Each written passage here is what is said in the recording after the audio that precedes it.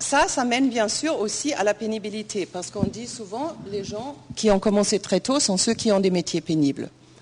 Et moi, j'étais frappée par l'importance de ce sujet dans le débat de réforme en France, par rapport au panorama international. Il y a un seul pays où ça joue un très grand rôle aussi, et c'est l'Autriche. Et donc, je me suis posé la question, comme je vais toujours aux chiffres, je me suis dit, donc, je vais aller regarder, est-ce que peut-être les Français sont effectivement plus malades que les autres Européens? Peut-être les conditions de travail sont tellement plus dures ici. La souffrance au travail, c'est aussi un mot qu'on entend très souvent, la souffrance au travail. Est-ce que c'est pire ici qu'ailleurs? Donc j'ai regardé l'enquête européenne sur les conditions de travail. Et là, je n'ai pas forcément trouvé des indices parce que il y a 23% contre 28% en moyenne qui disent qu'ils doivent travailler très rapidement. 28% égal à la moyenne européenne qui disent qu'ils doivent respecter des délais très stricts. 1 sur 5 qui déclare qu'il y a beaucoup de stress au travail contre 1 sur 4 en moyenne européenne. Donc, c'est peut-être pas forcément ça qui va mener à l'explication pourquoi ce sujet est plus important. Donc, je me suis dit peut-être qu'il y a aussi des raisons structurelles. Et là, j'ai trouvé.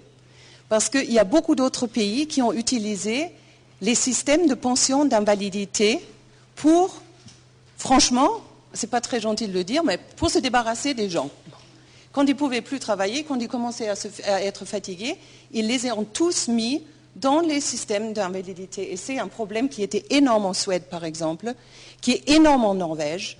Il faut imaginer, en Norvège, l'État dépense 12 fois plus en prestations d'invalidité qu'en prestations de chômage. 12 fois. Et donc, on trouve beaucoup de gens dont on parle aujourd'hui avec le dispositif de pénibilité dans les dispositifs de longue maladie ou d'invalidité dans d'autres pays. Donc, qu'est-ce que ça veut dire? Vous êtes dans une bonne situation en France par rapport à ça, parce que vous n'avez pas fait cette erreur. Vous n'avez pas ces gens. Pourquoi est-ce que l'invalidité est tellement dangereuse? Nous sommes en train de faire une très grande étude à l'OCDE sur l'invalidité et on voit que les gens qui partent à l'invalidité sont de plus en plus jeunes. Quelqu'un qui reçoit une prestation d'invalidité a une chance quasiment nulle de plus jamais retravailler dans sa vie, dans tous les pays qu'on a regardés. Donc, vous êtes vraiment vous avez pris la bonne voie de ne pas utiliser les systèmes ici dans ce pays. Maintenant, beaucoup de pays commencent à resserrer l'accès à ces systèmes d'invalidité. Mais on peut seulement le faire, évidemment, si on a une très très bonne coopération du patronat, parce que c'est la prévention. Comme on sait que les gens partent plus de cette prestation, il faut agir sur le travail, il faut surtout agir très très tôt. Et là, c'est une remarque un peu personnelle. Ce qui me frappe quand on dit aujourd'hui, on va peut-être prendre en compte la pénibilité pour les gens qui travaillent avec des substances toxiques. Combien de temps est-ce que c'est acceptable de travailler avec une substance toxique? Je trouve que on ne peut pas dire cette personne va très probablement mourir d'un cancer et c'est pour ça qu'il faut qu'elle parte plus tôt. Pour moi, c'est un débat que je comprends pas. Il faut faire en sorte que cette personne ne soit pas malade. Et je crois que c'est là. Bien sûr, le problème, c'est qu'on ne peut pas faire ça tout de suite. Ça prend beaucoup plus de temps. Et si vous avez besoin de faire quelque chose, c'est pas ça qui va donner de l'effet immédiat. Finalement, le dernier point sur ça,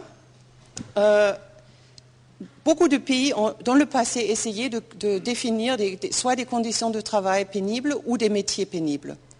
Aujourd'hui, ils vont de plus en plus sur un test médical et pas une définition préalable de ce qui est pénible et ce qui n'est pas pénible. Pourquoi ils font ça?